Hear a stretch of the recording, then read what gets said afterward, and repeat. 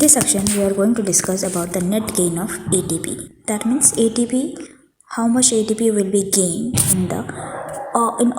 in combination with all the processes that will undergo inside aerobic respiration. Okay, so the net gain is a 38 molecule of ATP will be generated. Now how will this 38 molecule of ATP will be generated? Okay, so here in the glycolysis process we can easily understood that there are 2 ATP that is directly produced. Okay, we know that there are 4 ATP actually produced, but in that process what we know that 2 will be consumed and 2 will be the net gain. Okay, with that we do know that there is a production of 2 molecules of NADH as well, and one NAD will produce how many ATPs?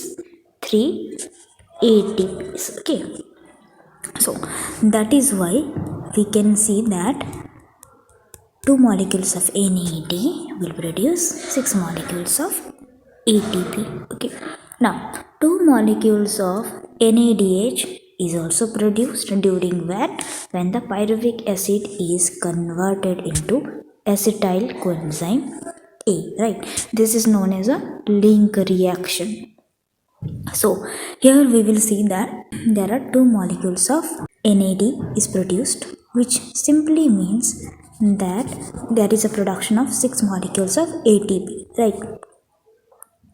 Now the next thing is that is our link, that is the citric acid cycle or Krebs cycle, right? So in Krebs cycle we know that there is 6 molecule of NADH produced. That simply means there will be 18 ATP will be produced, because 3 ATP are produced for 1 molecule of NADH. So here in citric acid cycle it will run twice, right? Because for one cycle that is 1 pyruvic acid, but for 1 molecule of glucose, that is a 6 carbon molecule, will be broken down into 2 molecules of pyruvic acid. So 1 pyruvic acid is completely oxidized, producing only 3 molecule of NADH, but 1 molecule of glucose will have to oxidize in a 2 rounds of citric acid cycle. So that is why it will be combined with 6 molecules of NADH. So 6 molecule of NADH will produce in a 1 molecule of glucose oxidation. With that, what we will see is that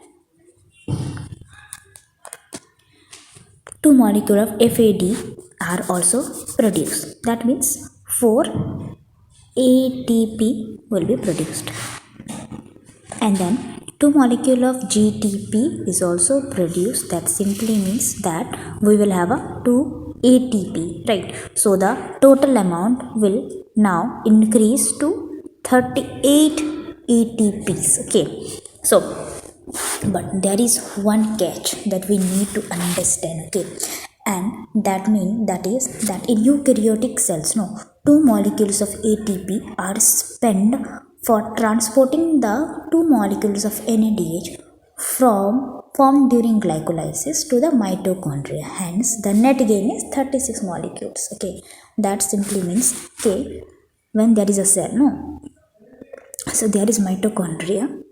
So all the molecule, the NADH that is produced in glycolysis, have to be transferred inside what? Inside our mitochondria, right? For that 2 ATPs are actually used up, and that is why from 38 minus 2, that is 36 molecule of ATPs are produced. So 36 molecule of ATPs are produced in a eukaryotic cell. That you need to understand is that in eukaryotic cell there will be 36 molecules of ATP. Actually there is a production of 38 molecules of ATP, but 2 molecules are used when they were transported, right? And that is why we will get only 36 molecule of ATP in eukaryotes. But this is not the case when we are considering a prokaryote. Okay, so in prokaryote what we will see that they don't have to transport NADH into the mitochondria, because all of this process is undergoing in what?